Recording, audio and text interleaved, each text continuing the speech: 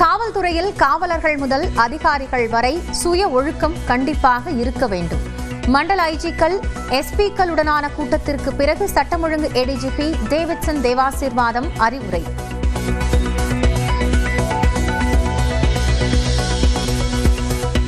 விசாரணை கைதிகளை துன்புறுத்துதல் கூடாது என காவல்துறையினருக்கு ஏடிஜிபி டேவிட்சன் தேவாசீர்வாதம் உத்தரவு. காவல் நிலையத்தில் தேவையில்லாத கஸ்டடி இருக்கக்கூடாது என்றும் அறிவுறுத்தல். அஜித்குமாரை காவலர்கள் தாக்குவதை வீடியோ எடுத்தவரிடம் மதுரை மாவட்ட நீதிபதி விசாரணை. மடப்புரம் காளிகோயில் சிசிடிவி பொறுப்பாளரும் விசாரணைக்கு ஆஜரானார்.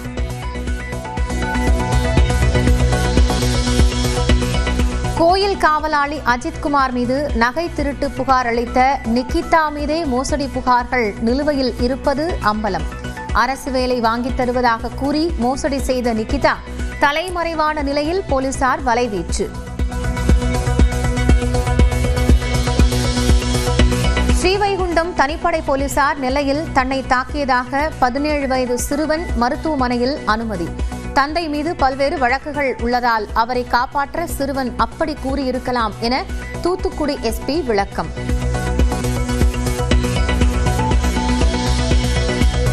தேனி அருகே விசாரணைக்காக காவல் நிலையம் அழைத்து வரப்பட்ட நபர் போலீசாரால் தாக்கப்பட்ட சம்பவம்.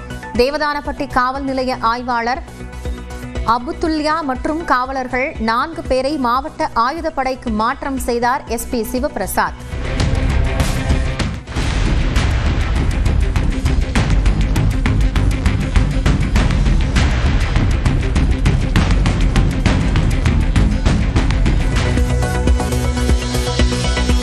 தர்மபுரியில் பல்வேறு இடங்களில் மிதமான மழை. வெயிலின் தாக்கம் குறைந்ததால் மக்கள் மகிழ்ச்சி.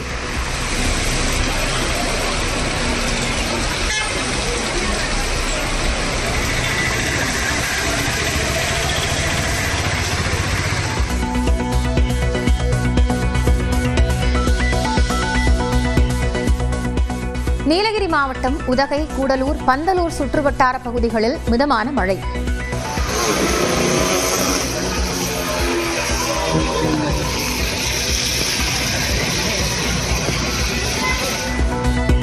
கடும் குளிர் நிலவுவதால் வீடுகளுக்குள்ளேயே முடங்கிய மக்கள்.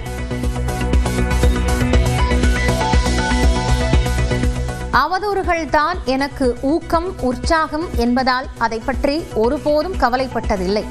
என் கடன் மக்களுக்கு பணி செய்து கிடப்பதே என்றும் முதலமைச்சர் மு.க.ஸ்டாலின் பேச்சு. அவர்களை பற்றி நான் ஒருபோதும் கவலைப்பட்டதல்ல. என்னுடைய பணி மக்கள் பணி. மக்களுக்கு என்ன தேவை என்பதை அறிந்து புரிந்து அதற்கு உரிய பணி ஆற்றுவதுதான் என்னுடைய பணி. இதெல்லாம் நான் பார்த்து கவலைப்படுறேன்னு யாரும் நினைக்க வேணாம். இதெல்லாம் எனக்கு ஊக்கம், இதெல்லாம் எனக்கு உற்சாகம்.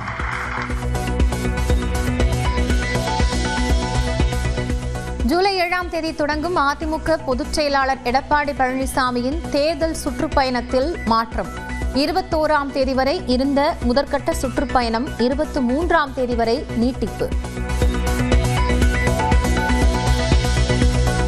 கட்சிக்கு அங்கீகாரம் பெற விருப்பம் உள்ளதால் கூடுதல் தொகுதிகளை கேட்போம் என மதிமுக பொதுக்குழுவில் தீர்மானம் நிறைவேற்றினோம். கூடுதல் தொகுதிகள் குறித்து தலைமைதான் முடிவு செய்யும் என்றும், திமுக கூட்டணியில் எந்த பிரச்சனையும் இல்லை என்றும் துரை வைகோ திண்டுக்கல்லில் பேட்டி. எங்களுடைய இயக்கம் பொறுத்தவரைக்கும் அங்கீகாரம் பெற எங்களுக்கு விருப்பம். அதுக்கேற்ற கூடுதல் எண்ணிக்கையை நாங்கள் கேட்போங்கிறது நாங்களுடைய மதிமுக பொதுக்குழுவிலே ஒரு தீர்மானத்தை நிறைவேற்றியிருக்கோம்.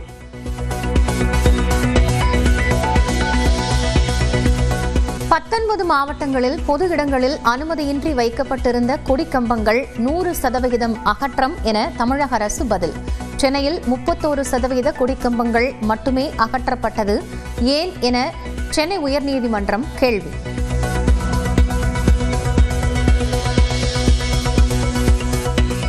பட்டாசு ஆலை வெடிவிபத்தில் உயிரிழந்தவர்களின் குடும்பத்தினர் கூடுதல் நிவாரணம் கேட்டு விருதுநகரில் போராட்டம். மக்களை பார்த்து வேறு மாதிரி ஆகிவிடும் என எஸ்பி கண்ணன் மிரட்டும் தொனியில் பேசியதாக புகார். இதுக்கு மேல ஒழுங்கா இருக்கணும். இதுக்கு மேல யாராவது ஆளுக்கால் கோஷம் பண்ணிட்டு இருந்தீங்கன்னா வேற மாதிரி ஆகும். ஒழுங்கா இருந்துட்டு உங்க வேலையில பாத்துக்கணும்.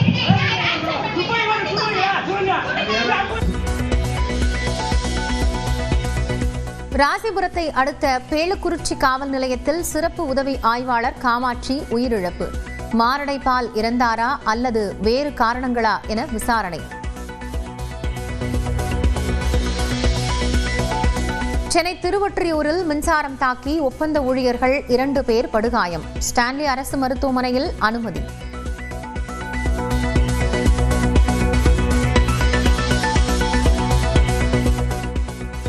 காரைக்குடி அருகே சிங்கம்புணரியில் பள்ளிக்கு சென்ற சிறுவன் உயிரிழந்த சம்பவத்தில் 4 பேர் கைது. பள்ளியின் தாளாளர், அவரது மகன், முதல்வர் மற்றும் ஓட்டுநரை கைது செய்து விசாரணை.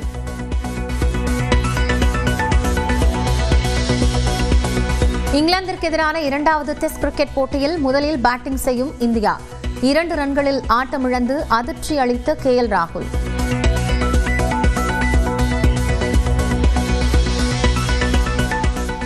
இந்திய அணியில் வேகப்பந்து வீச்சாளர் பும்ராவுக்கு ஓய்வு. வாஷிங்டன் சுந்தர், நிதிஷ்குமார், ஆகாஷ் தீப் அணியில் இடம்பெற்றனர்.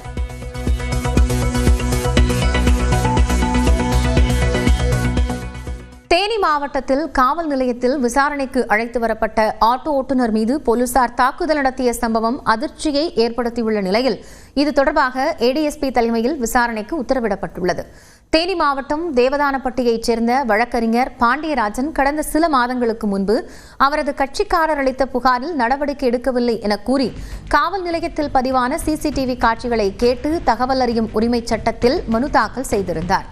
அதன் அடிப்படையில் அவருக்கு கிடைக்கப்பெற்ற CCTV காட்சிகளில் மற்றுமொரு அதிர்ச்சி சம்பவம் பதிவாகி இருந்தது. கடந்த ஜனவரி 14ஆம் தேதியன்று ஒருவரை தேவதானப்பட்டி காவல் நிலையத்திற்கு அழைத்து வந்த போலீசார் அவரை தாக்கும் காட்சிகள் இடம்பெற்றிருந்தன.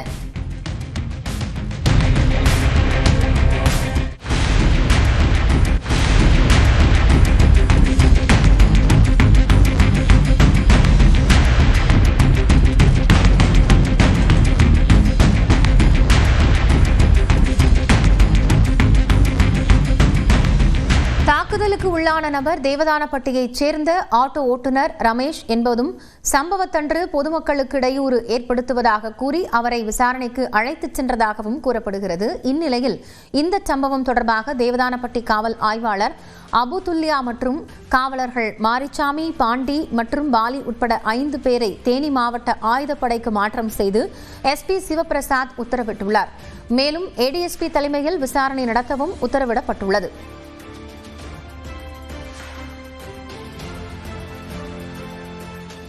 போலீஸ் விசாரணையில் உயிரிழந்ததாக கூறப்படும் திருபுவனம் இளைஞர் அஜித்குமார் மீது புகார் அளித்த நிக்கிதா மேல் ஏற்கனவே மோசடி புகார்கள் இருப்பது தெரியவந்துள்ளது. சிவகங்கை மாவட்டம் திருபுவனம் காவல் நிலையத்தில் மருத்துவர் நிக்கிதா என்பவர் தனது நகையை காணவில்லை என்று புகார் அளித்தார். இந்த வழக்கில் விசாரணைக்கு அழைத்துச் செல்லப்பட்ட அஜித்குமார் விசாரணையின் போது உயிரிழந்த சம்பவம் தமிழ்நாட்டையே உலுக்கியது.